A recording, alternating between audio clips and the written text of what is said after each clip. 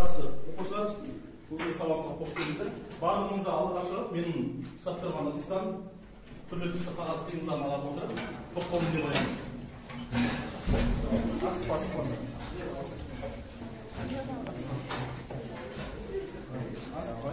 Әр түс бойынша берілген үш топқа бөлінеміз.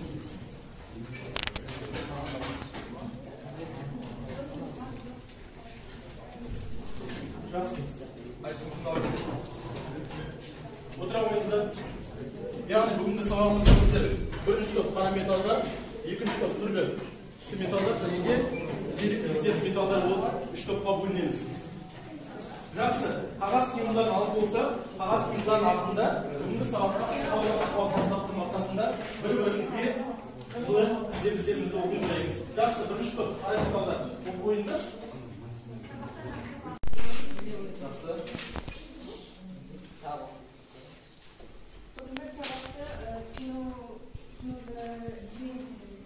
Жақсы оқушылар, жарайсыздар. Бүгінгі сабақта баршаңызға сәттілік тілей отырып, сабағымызды бастаймыз.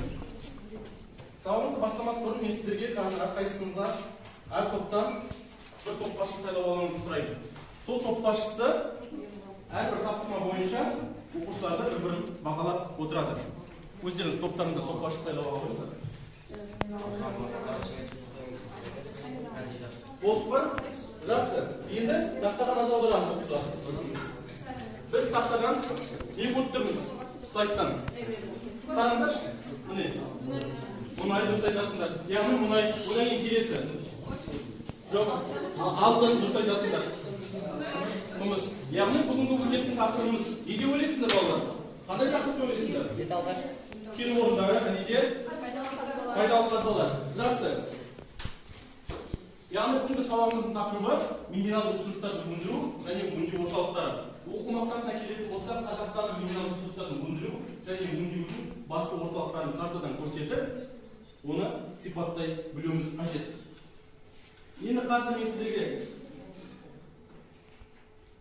видео көрсетіп, соған назар аударып тыңдаңдар. Пайызы Қазақстанда шоғырланған. Тыңдаймыз. Қазақстан өзінің жер қойнауының байлығымен әйгілі.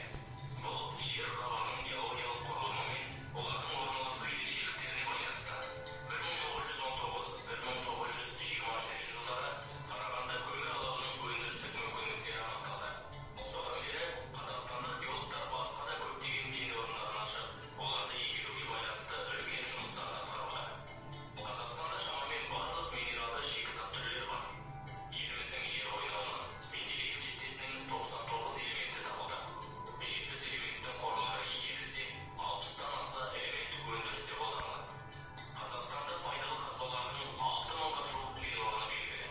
Республика вольфрам қоры бойынша бірінші орын, хромит және фосфор кені бойынша екінші, марганец рудасының үшінші, қорғасын мен молибден қоры бойынша төртінші және темір кенінің қоры бойынша 8-ші орынды иеленуде. Алтын қоры бойынша Қазақстан әлемде 5-ші орын, ТМД-да Ресей мен Өзбекстаннан кейін 3-ші орынға ие. ТМД аумағындағы мыс пен цинк қорының жартысынан көбі, цинктің шамамен 70%-ы Қазақстанда шоғырланған.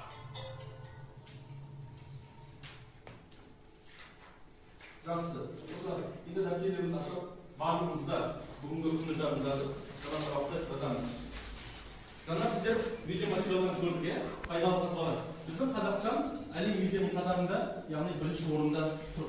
Соның ішінде біздер батысқа келетін болсақ, батыс табиғи газ бен мұнай саласы бойынша, одан кейін солтүстік Қазақстан өңірлері, яғни бұл жерлердің барлығы түсті металдар. Орталық Қазақстан көмір кен қоры түрінен алдыңғы қатарлардың бірінде.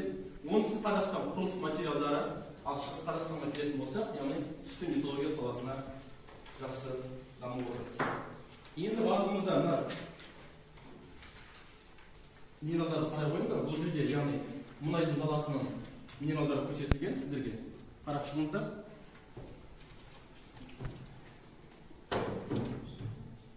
Болғаннан кейін келесі топқа бересіздер, яғни көзбен көріңіздер, яғни Қазақстанда жер қойнауында қандай минералдар кездеседі екен.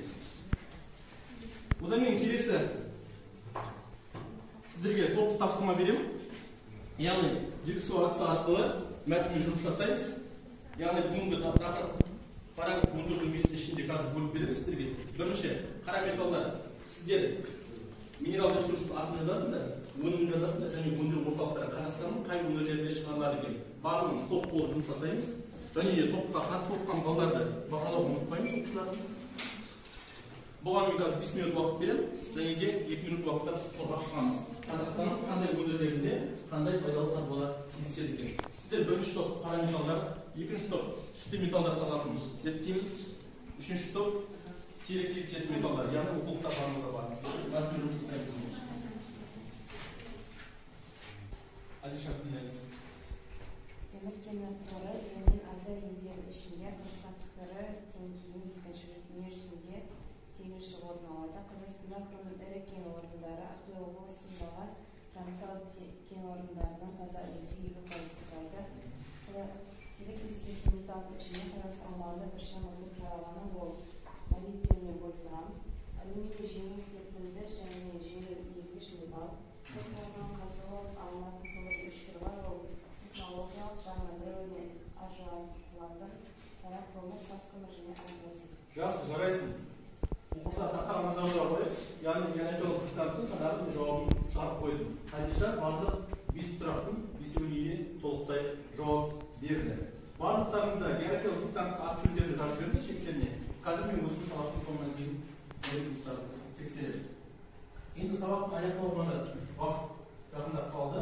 Сол себепті барлықтарыңызға қазір 5 саусақ әдісі арқылы бүгінгі сабақты бағалап шығамыз. Яғни бұл жерде бас бармақ бүгінгі сабақтағы басты мәселе, бүгінгі сабақта ең құнды мәселе қандай болды, соны жазасыздар бас бармаққа.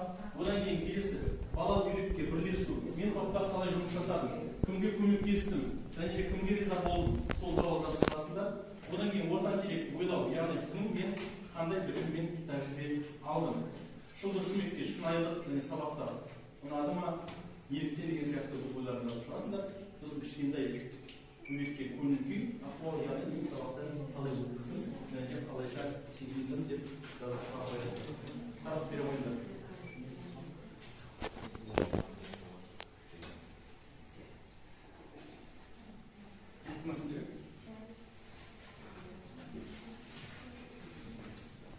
Яғни интервью синтақтадағы мәлімет бойынша, психолог бойынша жазамыз. Бұл сабақ туралы өз ойларыңызды. Әр топтан сөйлемеген 3 оқушы сөйлесін. Сөйлемеген. Сол.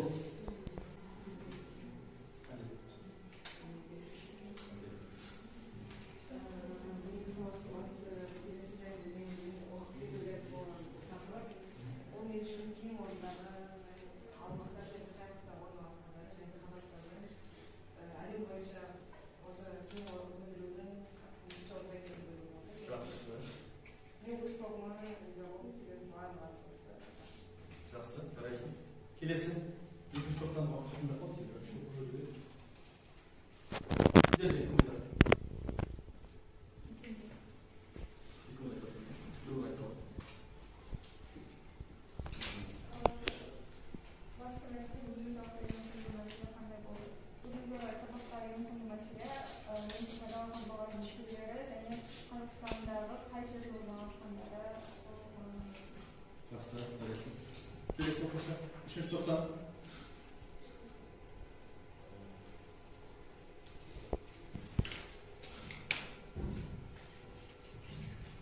Басты мәселе, бүгінгі сабақта пайдалы көбінесе кен орындары мен пайдалы қазбалар бөлінген және өте сирек кездесетін металлардың көптігін білдіретін болады.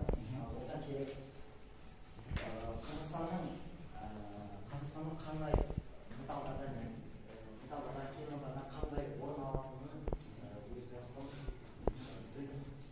Жақсы. Тағы да қосатын оқушылар бар ма? Жақсы оқушылар. Жақсы дегенде, мен сіздерге мана бірінші сабақта, сабақтың басында бағалау парағын деген болатын оқушылар бере өттім маған. Бүгінгі сабақ бойынша мен қазір